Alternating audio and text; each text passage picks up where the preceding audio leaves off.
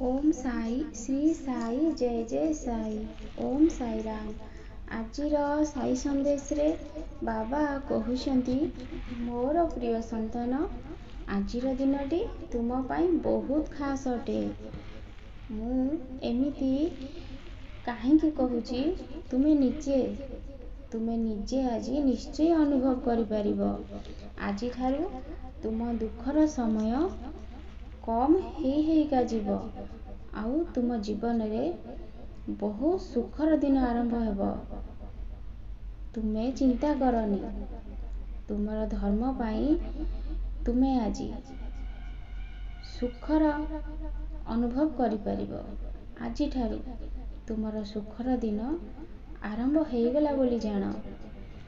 हाँ, तुम सांगरे एया होउची जे तुमे जाहा को बेसी भल पाउछ, अंध परी विश्वास करूछ, किंतु से तुमको बारंबार धोखा देउची, किंतु तुमे ताको केबे भी अविश्वास करूना। धोखा देले भी तुमे ताको भल पाउछ, काहे कि ना तुमे अंध परी भल पाउछ।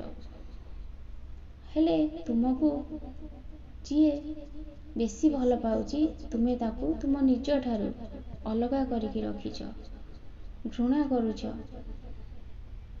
तुमर तांको प्रति टिके भी भल पाइबा नहीं। मोर संतान, मु ए कथा रागी की कहूनी, मु तुम भल पाई कहूची। काहा को अंध परी विश्वास करनी। तुमको किए भल पाउची आउ किए भल पाउनी, काहा को घृणा करबा किछि दरकार नहीं। हेले मनीष को चिन्हिबा तो निहाती दरकार। तुमे मनीष को चिन्हि की कथावार्ता कर। मनीष संगे मिसिले मनीषर स्वभाव कथावार्ता सबू जना पड़ी जाए। मनीषर चालाकी तुमे सबू जानी परिबो। मु सेथिलागी कहूची तुमे सावधान हेइ जाओ। सबु बेले मनीष को बुझी विचारी कथावार्ता कर। किए तुमको भल पाउची, किए तुमको भल पाउनी, काहा को किछि घृणा करबा दरकार नहीं। समस्त को समान भाव रे भल पाओ। समस्तଙ୍କ सांगरे हस खुशी रे रुह आउ समस्तଙ୍କ सांगरे खुशी बांट। समस्तଙ୍କ दुख रे तांको साथ दियो सबु बेले।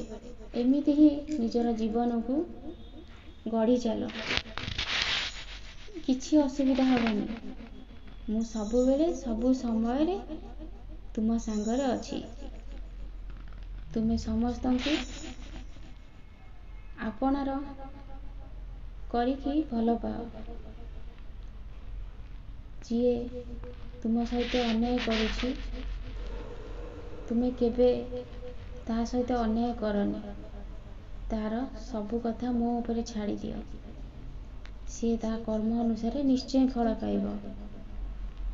तुमे तुम कर्म रे लागि पड़। मु तुमको कथा देइछि माने आजि ठारू तुमर सुखर दिन निश्चय आरंभ हबो। तुमे किंतु मोर साई नाम को पाठ करने को केबे भी भूलिबनी। मु सबु बेले तुमको सहाय्य करिबी। तुमे जमारो चिंता करनी। मनीषर कर्म अनुसार फल मिली थाए। एबे तुम सांगरे जहाँ भी किछि हेउछि सबु तुमर कर्म अनुसार ही हेउछि। तुमे निजको केबे कर्ता भली भाबिबनी। जहाँ भी तुमर कर्म अनुसार हेउछि ताकू भगवान ही करूछंती। तुमे तुमर कर्म क्षेत्र रे आगे चलो आउ जीवन रे तुमे बहुत खुशी रे रहिबो। ओम।